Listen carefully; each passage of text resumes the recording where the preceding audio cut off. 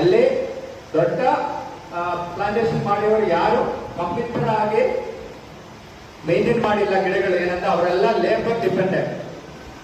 ಅದಕ್ಕೆ ನಾನು ಅದೇ ತರ ನಮ್ದು ಪ್ರಾಜೆಕ್ಟ್ ಫೇಲಿಯರ್ ಆಗೋದಕ್ಕೂ ಚಾನ್ಸ್ ಇದೆ ಅಂತ ಹೇಳ್ಬಿಟ್ಟು ನಾನು ಸುಮ್ಮನೆ ಒಂದು ಕರ್ನಾಟಕ ಒಂದು ಅಡ್ವರ್ಟೈಸ್ಮೆಂಟ್ ಕೊಟ್ಟಿದ್ದು.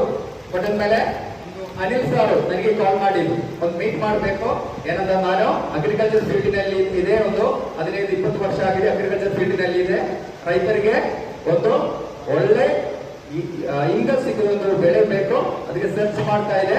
ನಿಮ್ಮ ಅನಿಸಿಕೆ ಬಗ್ಗೆ ಆಗಿ ಒಂದು ಸರ್ಚ್ ಮಾಡಬೇಕು ಅಂತ ಹೇಳಿದ್ರು. ನಾನು ಇಲ್ಲಿ ಬಂದ್ಬಿಟ್ಟು ಅವ್ರ ಹತ್ರ ಕುತ್ಕೊಂಡು ಒಂದು ದಿನ ಮಾತಾಡಿ ಆದ್ಮೇಲೆ ಅವ್ರು ಏನ್ ಹೇಳಿದ್ರಂತ, ನಮ್ಮೊಂದು ಟೀಮ್ ಇದೆ, ಟೀಮಿಗೆ ಡಿಸ್ಕಸ್ ಮಾಡ್ಬಿಟ್ಟು ಹೇಳ್ತೀನಿ ಹೇಳಿದ್ರು. ಅವರೊಂದು ದಿನ ಕೇರಳ ಬಂದ್ಬಿಟ್ಟು ನಾನು ಆ ಟೈಮ್ನಲ್ಲಿ ನಾನು ಇಲ್ಲಿಂದ ದಾಯಿಲೆಂದು ಗಿಡಗಳು ಇಂಪೋರ್ಟ್ ಮಾಡಿಬಿಟ್ಟು ನಾಟಿ ಮಾಡಿದ್ಮೇಲೆ ಎಲ್ಲ ಗಿಡಗಳು ಕಾಯಿಗಳು ಸ್ಟಾರ್ಟ್ ಆಗಿದ್ವು. ಗಿಡಗಳೆಲ್ಲ ನೋಡಿದ್ದು ಅವ್ರು ಏನ್ ಹೇಳಿದ್ರಂತ, ನಾನು